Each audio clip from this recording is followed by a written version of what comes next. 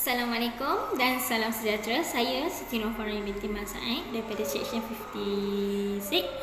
Okey, gaya pengajaran asal saya berdasarkan tanggapan bahawa murid harus menjadi pelajar sepanjang hayat.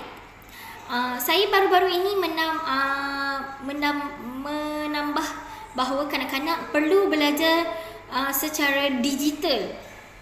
Sebab sekarang ni kita berada dalam dunia teknologi. Kanak-kanak perlu menjadi warga digital yang baik.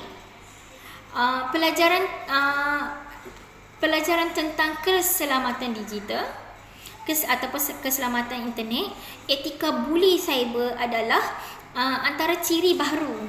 Saya menyedari bahawa saya perlu memikirkan semula falsafah pembangunan kehadiran digital untuk pelajar saya. Kebanyakan kanak-kanak secara semula jadi ingin tahu persekitaran mereka, seperti yang kita secara semula jadi mereka ingin tahu mengapa keadaan menjadi seperti ini. Kanak-kanak seusia 3 tahun tak berhenti-henti mencari maklumat. Kanak-kanak juga mempunyai ketakutan yang lebih rendah terhadap kegagalan dan perkara yang tidak diketahui oleh mereka, seperti suka meneroka, suka belajar dengan alam semula jadi. Okey, orang dewasa seperti saya percaya tanpa kita sedari kita menggalakkan kanak-kanak untuk mengelakkan kegagalan dan terlalu berhati-hati dalam melonjak kebimbangan, keraguan dan kepercayaan mereka terhadap diri mereka sendiri. Kanak-kanak apabila mereka membesar, ramai kanak-kanak telah hilang sebahagian daripada sifat ingin tahu, keberanian apabila mereka mencapai usia dewasa. Semua murid pada pendapat saya mempunyai hak untuk belajar di dalam bilik darjah, dan saya mahukan anak murid saya berasa selesa dan selamat, bebas untuk meluahkan perasaan mereka, idea mereka. Usaha setiap pelajaran adalah berharga dan harus diiktiraf oleh seorang pendidik.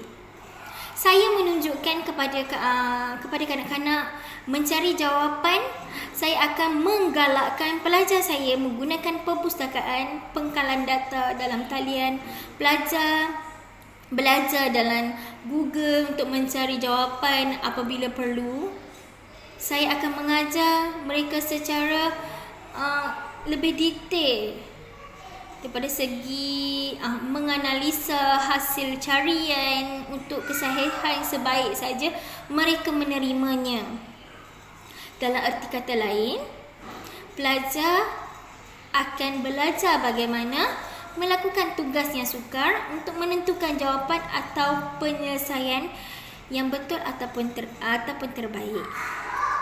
Saya percaya bahawa teknologi boleh digunakan untuk meningkatkan pengalaman pembelajaran jika ia digunakan sebagai tambahan kepada pengajar dan bukannya sebagai pengganti. Saya akan terus memberi eksperimen dengan idea baru dalam bilik darjah untuk menyesuaikan pendekatan saya untuk mencari kaedah paling berkesan untuk menghubungkan topik kepada pelajar saya. Teknologi membolehkan pelajar mengaitkan dengan kandungan dan daripada apa yang telah mereka bina.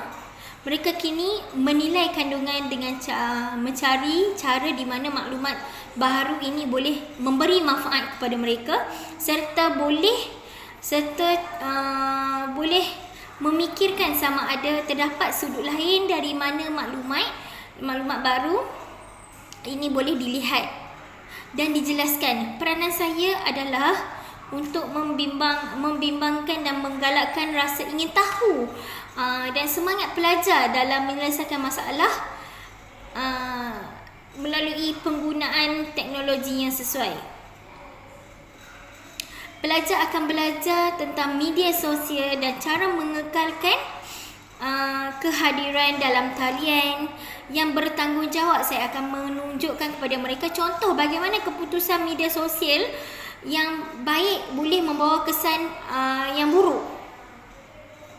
Pelajar akan didedahkan kepada sebanyak mungkin contoh bagaimana media sosial boleh digunakan untuk memperbaiki kehidupan mereka dan kehidupan orang lain dengan cara yang lebih baik.